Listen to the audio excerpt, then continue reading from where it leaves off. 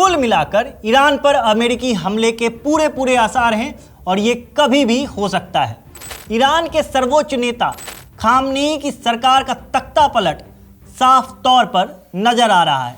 जाहिर है इसके बाद अमेरिकी सरकार के किसी नज़दीकी को इसकी सत्ता हासिल होगी, मगर इसमें जो नाम सामने आ रहा है उसका भारत से दुश्मनी का इतिहास रहा है और यही फिलहाल भारत की सबसे बड़ी टेंशन की वजह है। ईरान फिलहाल भारत के लिए मिडिल ईस्ट में बहुत ही जरूरी देश है, मगर नए शासक के एंट्री के बाद से ये सब कुछ दांव पर लग सकता है। नमस्कार। अमेरिका का दुश्मन और भारत का मित्र देश ईरान अभी जिस उथल पुथल से गुजर रहा है वो शायद साल 1979 में ईरान में आई इस्लामिक क्रांति के बाद ईरान में हो रही अब तक की सबसे बड़ी घटना है। सरकारी आंकड़ों के मुताबिक अब तक वहां 2000 लोगों की मौत हो चुकी है, मगर कुछ मीडिया रिपोर्ट्स में मौत का ये आंकड़ा 10,000 के पार चला गया है। इस रिपोर्ट के लिखे जाने तक अमेरिका ने कतर एयरबेस को खाली करना शुरू कर दिया था। इजरायली राष्ट्रपति बेंजामिन नेतन्याहू अपने हवाई जहाज में सवार होकर उड़ान भर चुके थे। ये साफ संकेत हैं कि ईरान पर अमेरिकी हमला हो सकता है, क्योंकि ईरान ने पहले ही कहा था कि वो गल्फ देशों में मौजूद अमेरिकी सैन्य बेसों पर हमला करेगा। ऐसे में अमेरिका कतर एयरबेस क्यों खाली कर रहा है ये समझा जा सकता है। इसके अलावा अमेरिकी मीडिया के हवाले से ये खबर आई है कि अमेरिका का USS Abraham Lincoln aircraft carrier भी ईरान की तरफ बढ़ रहा है, जिसे ईरान तक पहुंचने में 1 सप्ताह का समय लग सकता है। यह एक न्यूक्लियर पावर्ड एयरक्राफ्ट कैरियर है और दुनिया के सबसे बड़े कैरियर्स में से एक है। कुल मिलाकर ईरान पर अमेरिकी हमले के पूरे आसार हैं और ये कभी भी हो सकता है। ईरान के सर्वोच्च नेता खामनेई की सरकार का तख्ता पलट साफ तौर पर नजर आ रहा है। जाहिर है इसके बाद अमेरिकी सरकार के किसी नज़दीकी को इसकी सत्ता हासिल होगी, मगर इसमें जो नाम सामने आ रहा है उसका भारत से दुश्मनी का इतिहास रहा है और यही फिलहाल भारत की सबसे बड़ी टेंशन की वजह है।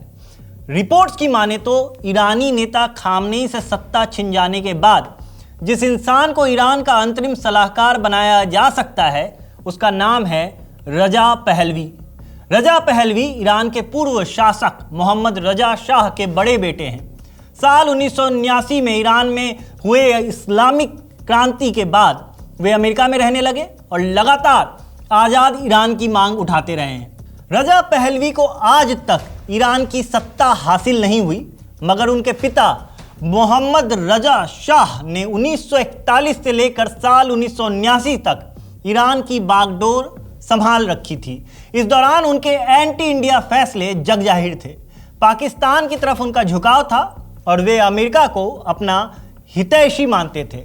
साल 1965 और साल 1971 में जब भारत और पाकिस्तान के बीच युद्ध हुआ तब रजा शाह ने न सिर्फ पाकिस्तान को समर्थन दिया था, बल्कि इस युद्ध के लिए पाकिस्तान को फ्यूल, हथियार से लेकर फाइटर प्लेन्स तक दिए थे। 1965 के युद्ध के दौरान रजा शाह ने तो पाकिस्तान को भारत से लड़ने के लिए जर्मनी के F-86 लड़ाकू विमान खरीदकर भेंट कर दिए थे और 1971 युद्ध में एक कदम आगे बढ़ते हुए ईरान ने न सिर्फ और भी F-86 जेट्स पाकिस्तान को दिए, बल्कि इसके अलावा उसने F-5 जेट 12 हेलीकॉप्टर के साथ साथ एक बार फिर भरपूर फ्यूल और गोला बारूद पाकिस्तान को दिया था।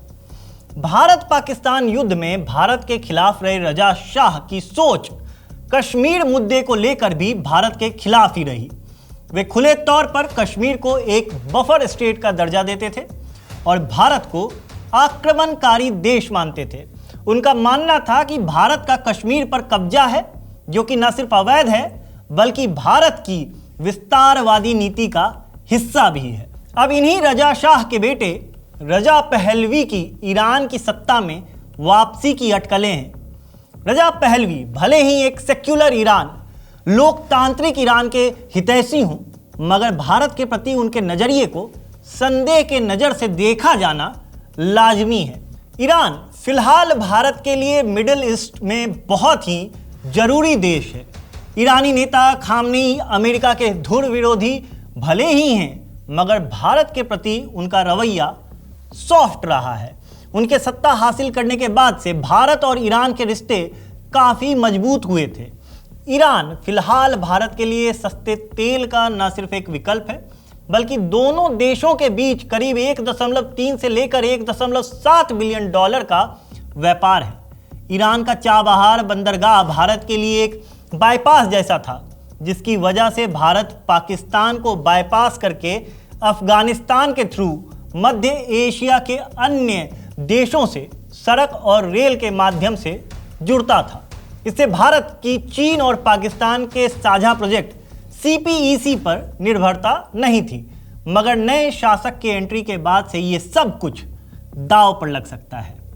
यहीं मैं आपका ध्यान एक और चीज़ पर दिलाना चाहूँगा।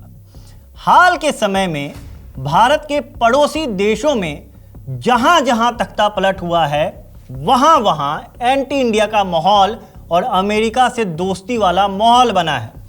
सबसे हालिया उदाहरण तो बांग्लादेश ही है, जहां मोहम्मद यूनुस के सत्ता में आने के बाद उनकी पाकिस्तान से नज़दीकियां और भारत से दूरियों को साफ तौर पर देखा जा सकता है।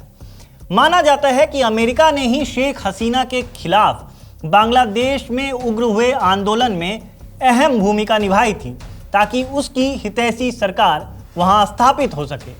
अब ईरान में भी कोई ऐसी ही सरकार बन सकती है, जिनका भारत के साथ दुश्मनी का पुराना इतिहास रहा है।